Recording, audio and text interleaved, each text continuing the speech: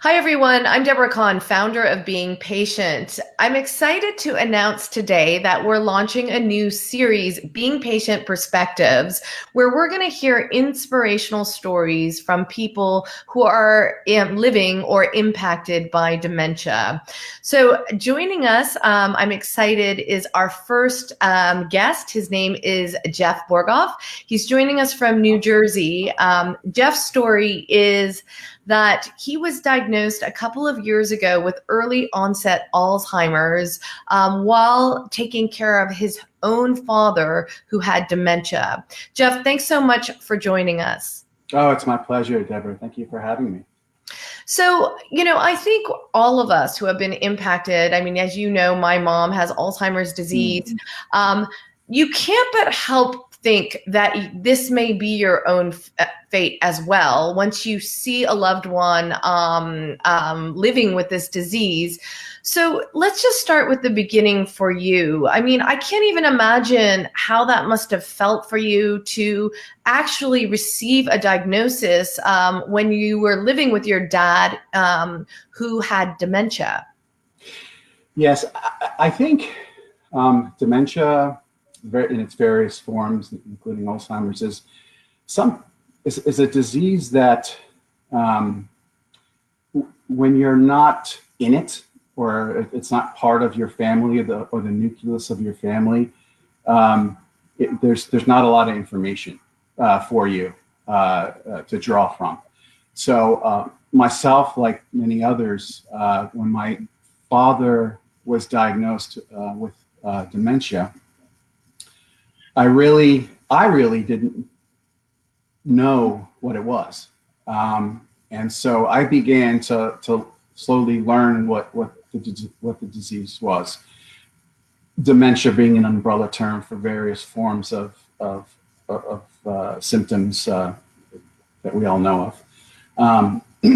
So when my father was diagnosed, I began to learn a little bit about his particular dementia, which is vascular dementia that was brought on by a series of one big stroke and then a series of micro strokes. But later on, we found out that it was also mixed vascular and Alzheimer's. But I think going through that, for me, it really didn't click too much. Excuse me. It really didn't click too much that this might be something that I could fall prey to. Which is, in hindsight, kind of makes me think that maybe I should have thought about that, because my grandfather, when he was in his late 70s, had dementia, a form of dementia. We don't know what it was because this was 30, 40 years ago. Then my uncle, my father's closest brother, died of complications from his dementia. And then my father passed at the end of last year from heart failure from his dementia. So one would think that, putting the pieces together, this could be something that myself and my brothers would really think about, but it just wasn't something that we were thinking about.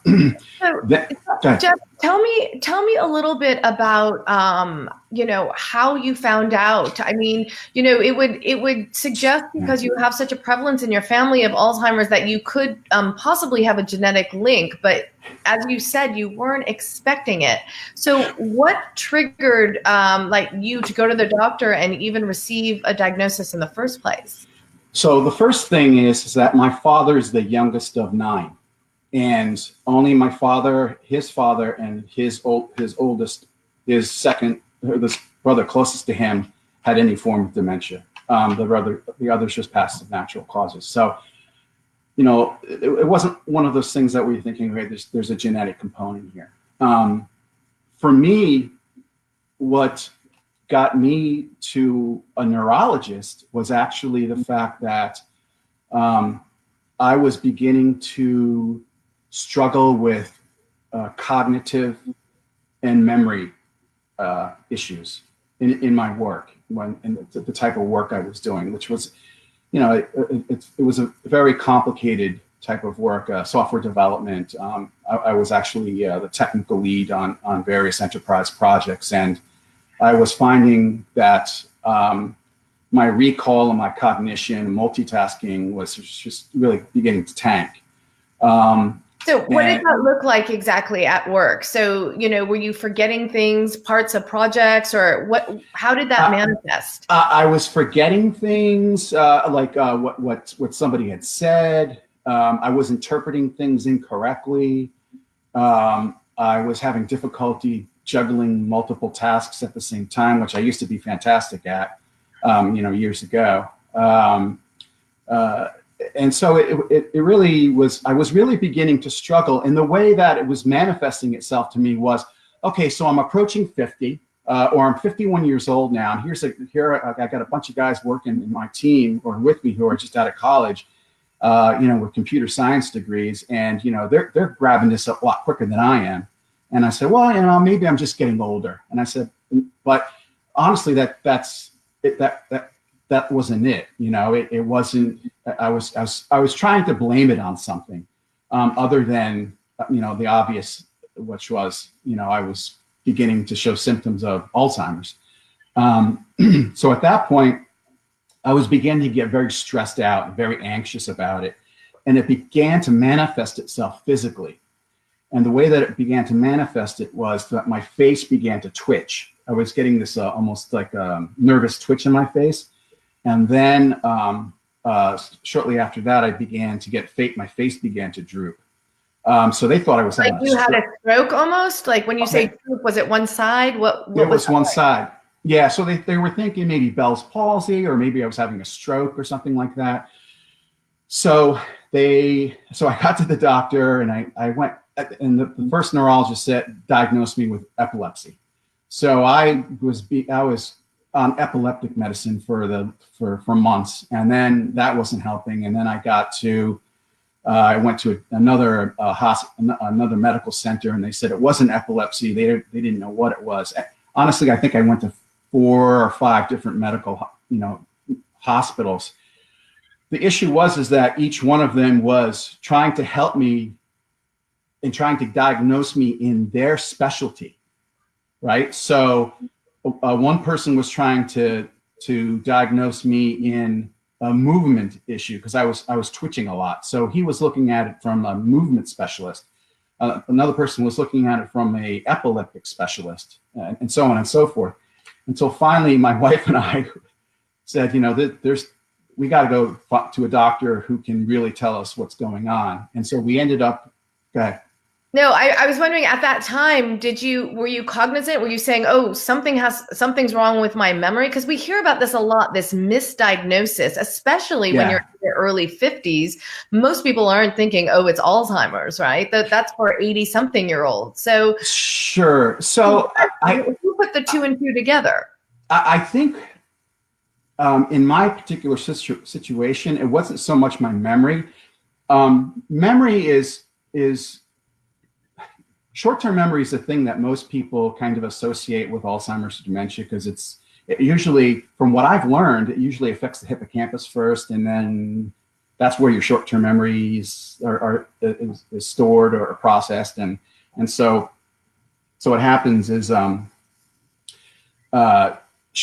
your short-term memory or your memory is the thing that people sort of associate with a dementia or Alzheimer's. For me, it wasn't that. For me, it was cognition. Processing of steps, multitasking. My balance was off a little bit. I had these movements. So the symptoms of dementia or Alzheimer's can vary. It's a pretty large spectrum, and memory is just really one of the symptoms that can be affected by the various forms of dementia. So we finally got to the hospital where I was officially diagnosed. It was Columbia Medical Center of Neurology. And she spent about, when I say she, Dr. Karen Bell, if I'm allowed to use names, So we spent about 2.5 hours. She really spent a lot of time with me and asked me a lot of questions, really did a lot of observational things. And I had a neuropsychological exam, which I tanked on. They did a spinal tap because they checked me for Huntington's disease and Creutzfeldt-Jakob's disease. But they also tested the spinal fluid for the tau protein, and they actually found a little bit of it, which is a byproduct of the Alzheimer's disease. So at that point, she said, yeah, this is definitely Alzheimer's. And when I got the news, that's began the second part of my life. So that, I mean, I'm assuming you must have been in shock, not thinking that you were going to get Alzheimer's to get this diagnosis. I mean, you know, I guess no one can really prepare for that diagnosis, but especially in your case, it must have been very shocking. It was. Part of me, prior to that, part of me was like, am I going crazy? I feel like there's something wrong with me. But it's like an invisible disease. It's like an invisible thing. Just like you can't see it, but I know something's wrong. But am I going? Are these things really happening to me? Am I going crazy? So I really thought I was having some kind of a nervous psychological breakdown. But my wife is telling me the whole time. She goes, Jeff, you're not. There's something wrong with you. There's something wrong with you. It's not psychological. There's a physical thing going on in your brain. They always say, if you want to really understand if something's wrong, ask the people closest to you, right? It's like, and she knew. Yeah, exactly. Yeah. Like any differences in what they pick up means that there's, you know, there is possibly a problem that exists. Yeah. And my wife was really dogged too. She would not take "I don't know" from any of the doctors for an answer. She said, if you can't tell me what's wrong with my husband, I'm going someplace else. And that's what we did until we found the right one. But I've actually forgotten what your question was. No, I was just commenting. But you know, tell us a little bit about. Okay, so you're diagnosed with Alzheimer's disease, and obviously, you know, the shock of that. But you know, it really did change your life from diagnosis. So first, start with tell us what it's like for you day to day now living with Alzheimer's disease. I mean, I talk to you, and I'm like, Jeff, I wouldn't know that you had Alzheimer's disease. Yeah. You know, like we're having you don't look like you have Alzheimer's. I get that all the time. Think, oh my God, maybe I do have it because Jeff's so normal, you know? Yeah, exactly. Well, that's actually a good segue because, well, first of all, I would say that when I was officially diagnosed with Alzheimer's, it was kind of like a double-edged sword. It was like, oh my gosh, I have a terminal disease, and now I know what's really wrong with me, you know. So it was one of those things. But my day-to-day life has actually been pretty good. I do have limitations. A matter of fact, I experienced one today. I have to stay off of ladders. I'm just not good with them any longer. The balance issue that you mentioned. Yeah. I just wiped that really good today off a ladder. So there's things, limitations that I'm beginning to recognize, and I need to observe those things and, understand that, this is my life now. But there are other things where I am very active in from a day-to-day basis. I've really kind of brought over a lot of the skill sets that I was acquiring over the 20 years in my information technology profession to do, websites and social media and all of that. I kind of wrapped into a very purposeful Alzheimer's awareness and advocacy lifestyle. Did you keep working after you were diagnosed for a little while, or did you feel like you had to quit? What happened? I didn't feel like I had to quit, but I was encouraged by my neurologist and my wife to retire, and it had a lot to do with the fact that number one, they really couldn't find a position for me in the company with what I was doing before. So I would have had to have taken a lower paying salary. But the more important thing was that my wife and the neurologist didn't want me to have that continued level of stress and anxiety, because that's really unhealthy for me with my Alzheimer's. Yeah. So so we cover a lot on being patient. We obviously cover the research around Alzheimer's disease, but we're also covering a lot on the research of behind brain health, what we can do to maintain and make our brains more healthy. There's a lot of research out there. I mean, I'm a believer now that you can be proactive about your brain health. So tell me, after diagnosis, did it change how you're living life? Physically, mentally, all of that? Yes, there's two things for me. Number one is that as soon as I was diagnosed, I got into and was accepted into a clinical trial. I'm on it's the Biogen aducanumab clinical trial. Actually, I'm coming up on, I think, my 34th month.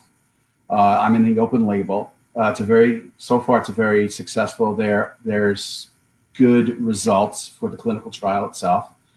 So I do that, but I also believe and firmly believe that there's modifiable and non-modifiable risk factors.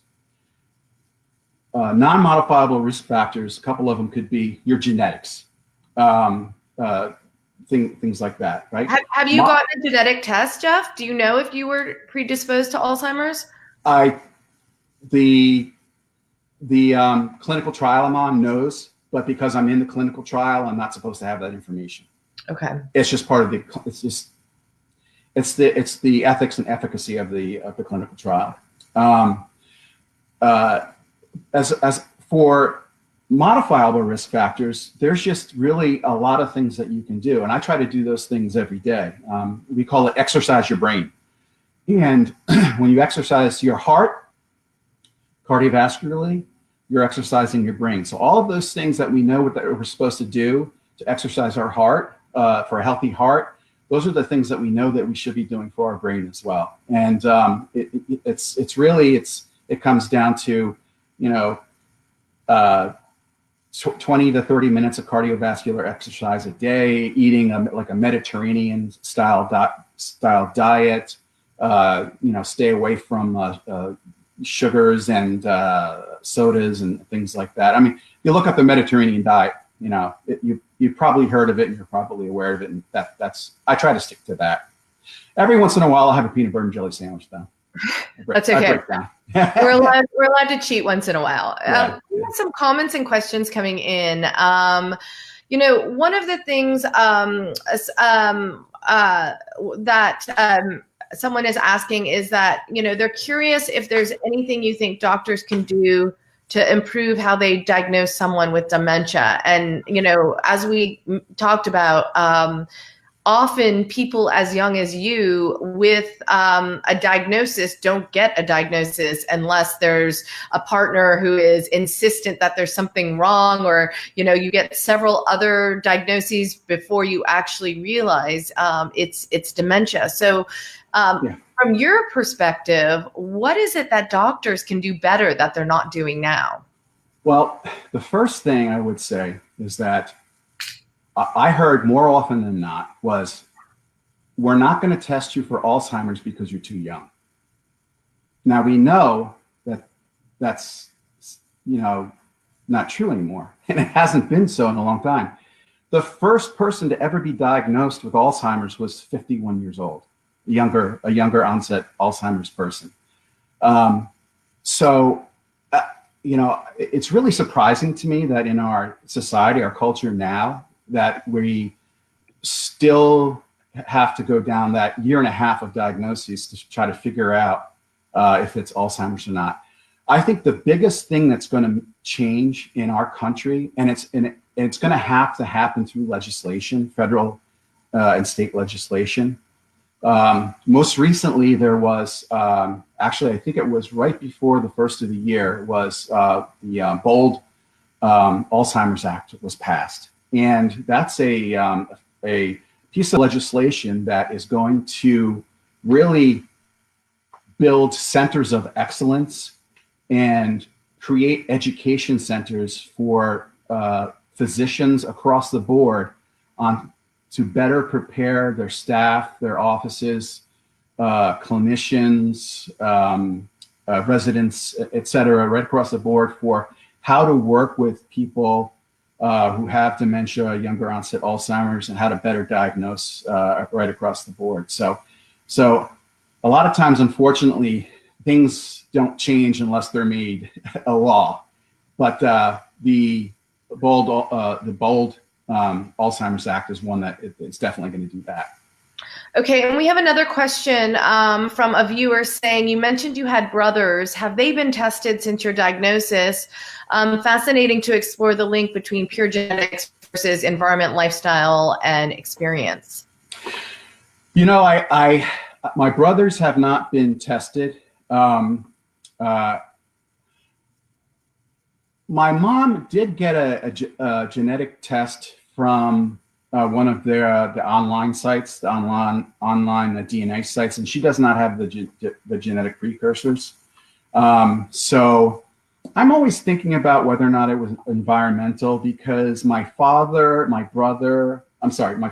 his brother and his father and myself, we all worked in the same business, which was environmental. It was a type of environmental business. My older brother and younger brother did work there as well, but I don't think that they have ever entertained the idea of getting a genetics test. But I too am very interested in the whole genetic component of it. But again, because I'm in the clinical trial, it's really something I kind of have to stay away from at this point. Yeah, no, understandable. So another question has come in saying, a viewer said, he wants to thank you for your generosity and sharing your personal experiences. So being in the Biogen study, are there limitations and other things you may want to try? So meaning, I think what he's saying is there's the traditional route, like the pharma route, like the medication, yes. And then there's other things that are out there. Like how open-minded are you? I have, it's been on my mind for a while I've been thinking about CBD oil because I've heard quite a few of the people in my community who have tried CBD oil and they feel that they've had some benefits from it. I've discussed that with my clinical trial operators or coordinators and the doctors. And although they can't prescribe that, legally and ethically, if I weren't in the clinical trial, they'd say, go for it. It's totally up to you. But because I am in the clinical trial, I'm very leery about introducing something else that could affect the results of that trial. Because being in this trial, it's just not about me. It's the efficacy of me being in this trial is whether or not this trial is going to work for, hundreds or thousands or potentially millions of other people too. So anything that I do, with regard to me being in this trial, I always have to consider, what am I doing to affect or skew the results of this trial that could affect other people? And that's Jeff, the advocate, talking. So tell us about what gives you purpose in life now. I mean, that sounds kind of like a strange question to ask, but you're a person living with Alzheimer's disease. You've changed your life to advocacy. So what lies ahead for you? Where's the future for Jeff? I've always considered myself to be a servant leader and serving other people first, putting other people before myself. Obviously that starts with your family, your wife, your children, but it really extends out to the larger community. When I was diagnosed with Alzheimer's, that became my new purpose.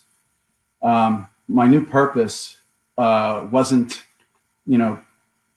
coding, writing software, to develop an enterprise system any longer. My new purpose, or the thing that was purposeful to me, that really was about servant leadership and being a servant was, okay, what's the greatest impact that I can have on my family and my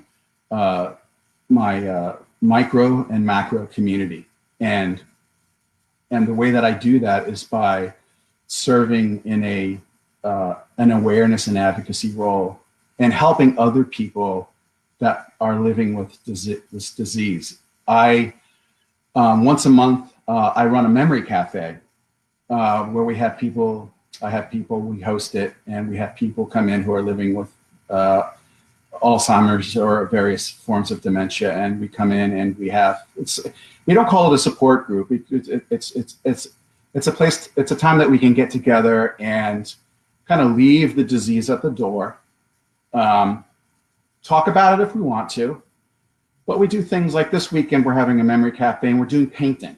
I've never really painted, so it's something new to learn. It's a new activity. It's stimulus.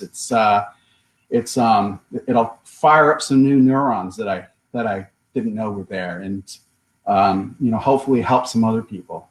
So that's kind of what my new purpose is. Jeff, what do you tell people who come to you and say, I just got a diagnosis? What do you say to them? Well, the first thing I say to them is I try to understand their story, because everyone has a story. Everyone has a unique story of how they got to where they are.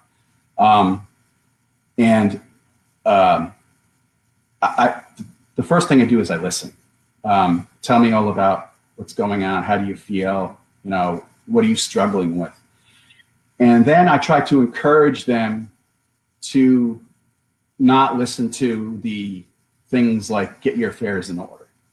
I try to encourage them to let them know that they are still here and they can continue to contribute if they want to.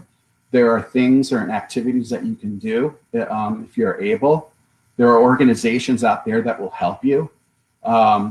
It's just, what can I do to encourage you, the person living with Alzheimer's, to continue to live a purposeful life? Or if you were always wondering what your purpose was, now that you have Alzheimer's, this can be your purpose. You can advocate, you can speak out, you can go to various organizations and become an advocate for that organization. So thank you so much, Jeff, for sharing your story. A main purpose we launched Being Patient Perspectives is to hear from people like you. And I can honestly say you're living proof that an Alzheimer's diagnosis doesn't mean it's all over. I mean, you're living life to its fullest and truly inspirational. So we really thank you so much for sharing your story. If people want to know more about you, where do they go? Well, they can go, the best place to go is probably borghoff.com. Okay, spell your last name for people. It's BORGHOFF.com. Oh, I should say it's up on the name strap too. So yes. Easy enough. Can I just say one more thing? Yes. Do we have time? Yeah. Okay. So before he had said, you don't look like you have Alzheimer's. I meant to say something about that. And I think this is very important, because a lot of times when someone says to a person who has Alzheimer's or dementia that you don't look like you have Alzheimer's, you don't look like you have dementia. Some people get offended and upset about that. I choose not to. And in what sense? Like if someone says, "Oh, you don't seem like you have dementia," it's more because we view it as, "Oh, well, you seem like you're doing so well," right? Yeah, you seem normal. Yeah. My wife would say, "Try living 24 hours with my husband." Right. He's a nice guy and everything, but he walks around in small circles sometimes. He just you'll see what Alzheimer's kind of looks like. But when a person says to me, "You don't look like you have Alzheimer's," a lot of people get upset about that because it is an invisible disease. It's an invisible handicap. It's an invisible disability, right? Mm-hmm. I choose not to get offended at that. What I do is I use that as to me, that's a great segue to telling somebody or helping somebody understand what Alzheimer's is and what dementia is. So I would say to the people who are out there who are listening to this, that if somebody says to you, "You don't look like you have Alzheimer's," or "You don't look like you have Lewy body, dementia or vascular dementia," take that as an opportunity to say, well, what does a person with diabetes look like? Kind of make it a little lighthearted, but also try to help them understand really what Alzheimer's and dementia is, because that's part of the awareness that we can do as people living with Alzheimer's is that we can help change the stigma, the myths, and the stereotypes of this disease. Absolutely. And thank you so much for sharing that thought, because I think that's a really important one. And as I discussed with you previously to this discussion, I was saying how, the worst part about Alzheimer's to me, from my perspective, looking at my mom, is she feels diminished by the disease. Yes. Like she's not who she used to be. Yeah. So I think that you raise a really important and valid point. It's like to be able to communicate what it's like to live with this disease can help people around you to really understand and to better interact, for all that matters. Absolutely. Indeed. So thank you. Thank you so much, Jeff. We're really happy that you joined us and shared your story. And to those of you who want to know more about Jeff Borghoff, you could go to borghoff.com on his website, which has his story and his advocacy work. We at Being Patient will post these interviews on our website, beingpatient.com, and we will bring you more of the voice of people impacted or who have Alzheimer's disease from their perspective. So thanks very much for joining us. Deborah and beingpatient.com. Thank you so much for this opportunity to speak to you and use my voice for advocacy. Appreciate it. Thanks, Jeff.